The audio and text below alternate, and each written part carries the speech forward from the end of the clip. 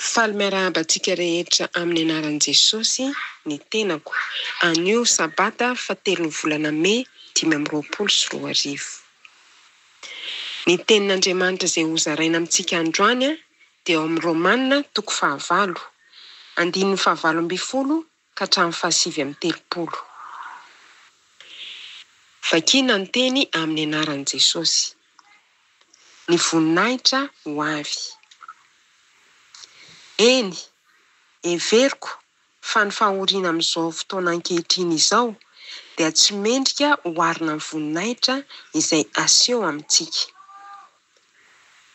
Fa izao zavatra rehetra izao dia samy maniry fatratra ny ampisehoana ireo zanak'Andriamanitra.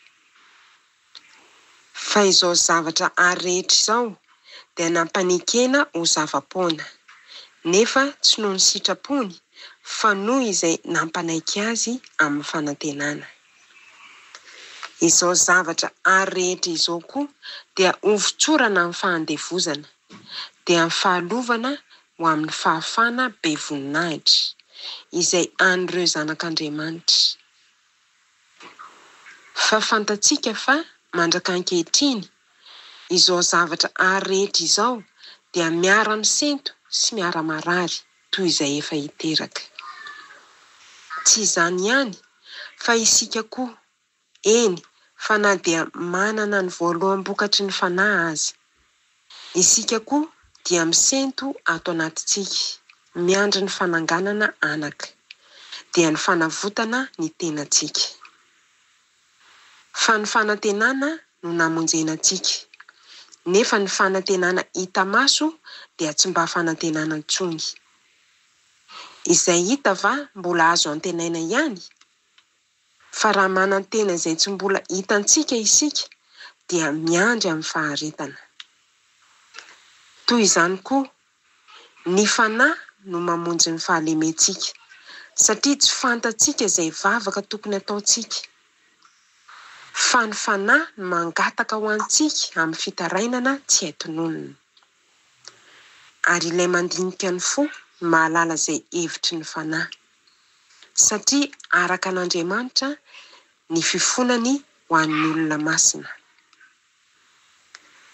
Fantatsika koa fa ny zavatra rehetra dia miara-miasa ahasoa izay tian'Andriamanitra, dia izay voantso araka ny fikasany rahateo. Satria ireo izay fantany mialoha no notendreny, koa hitovy endrika amin'ny zanany, mba ho lamatoa amin'ny rahalahy maro izy.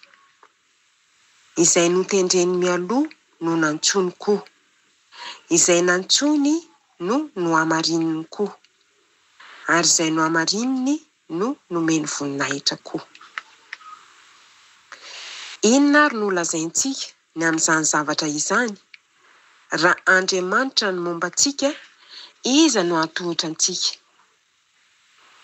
Izy izay tsy niaro ny zanany lahy fa nanolotra azy hamonjy antsika rehetra. Tsy omeny antsika miaraka amin'ny maimaim-poana koa va ny zavatra rehetra? Iza no hampangan'olom-boafidin'Andriamanitra? Andriamanitra no manamarina azy. Iza no manameloka? Kristy Jesosy no efa maty. Eny, mihoatra noho izany aza, nitsangana tamin'ny maty koa izy, ka mitoetra eo ankavanan'Andriamanitra, ary mifona ho antsika. Iza no ahasaraka antsika amin'ny fitiavan'i Kristy? Fahoriana va? Sa tebiteby? Sa fanenjehana? Sa mosary? Sa fitanjahana? Sa loza? Sa sabatra? Araka ny voasoratra hoe, fa noho ny aminao no amonoana anay mandritry ny andro. Toy ny ondro vonoana no nieverana anay. Kanefa amin'izany rehetra izany dia mihoatra noho ny mpandresy isika amin'ny alalan'ilay tiantsika. Eny, matoky ao fa na fahafatesana, na fiainana, na anjely, na ireo fahefana, na zavatra ankehitriny, na zavatra ho avy, na hery, na ny ambony, na ny ambany, na inona amin'izao zavatra rehetra izao, dia tsy hasaraka antsika amin'ny fitiavan'Andriamanitra izay ao amin'ny Kristy Jesosy Tompontsika. Amen.